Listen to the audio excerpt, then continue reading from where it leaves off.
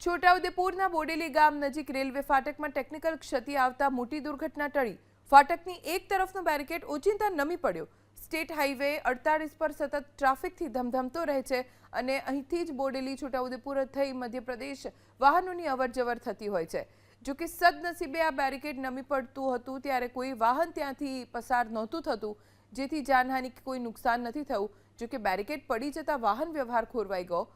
ઘટનાની જાણ થતાં તાત્કાલિક રેલવે વિભાગના અધિકારીઓ દોડતા થયા। રેલવે પ્રશાસને 3 ભાગમાં સલામત રીતે નમી પડેલા બેરિકેડને ઉતારી લઈ વાહન વ્યવહાર પૂર્વવત કરાવ્યો।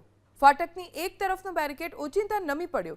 સ્ટેટ હાઈવે 48 પર સતત ટ્રાફિકથી ધમધમતો રહે છે અને અહીંથી જ બોડેલી છોટાઉદેપુર થઈ મધ્યપ્રદેશ વાહનોની અવરજવર થતી હોય છે। જો કે બેરિકેડ પડી જતા વાહન વ્યવહાર ખોરવાઈ ગયો। ઘટનાની જાણ થતાં તાત્કાલિક રેલવે વિભાગના અધિકારીઓ દોડતા થયા। રેલવે પ્રશાસને 3 ભાગમાં ફાટકની એક તરફનો બેરિકેડ ઓચિંતા નમી પડ્યો। સ્ટેટ હાઈવે 48 પર સતત ટ્રાફિકથી ધમધમતો રહે છે અને અહીંથી જ બોડેલી છોટાઉદેપુર થઈ મધ્યપ્રદેશ વાહનોની અવરજવર થતી હોય છે। જો કે સદનસીબે આ બેરિકેડ નમી પડતું હતું ત્યારે કોઈ વાહન ત્યાંથી પસાર નહોતું થતું, જેથી જાનહાનિ કે કોઈ નુકસાન નથી થયું। જો કે બેરિકેડ પડી જતા વાહન વ્યવહાર ખોરવાઈ ગયો। ઘટનાની જાણ થતાં તાત્કાલિક રેલવે વિભાગના અધિકારીઓ દોડતા થયા। રેલવે પ્રશાસને 3 ભાગમાં સલામત રીતે નમી પડેલા બેરિકેડને ઉતારી લઈ વાહન વ્યવહાર પૂર્વવત કરાવ્યો।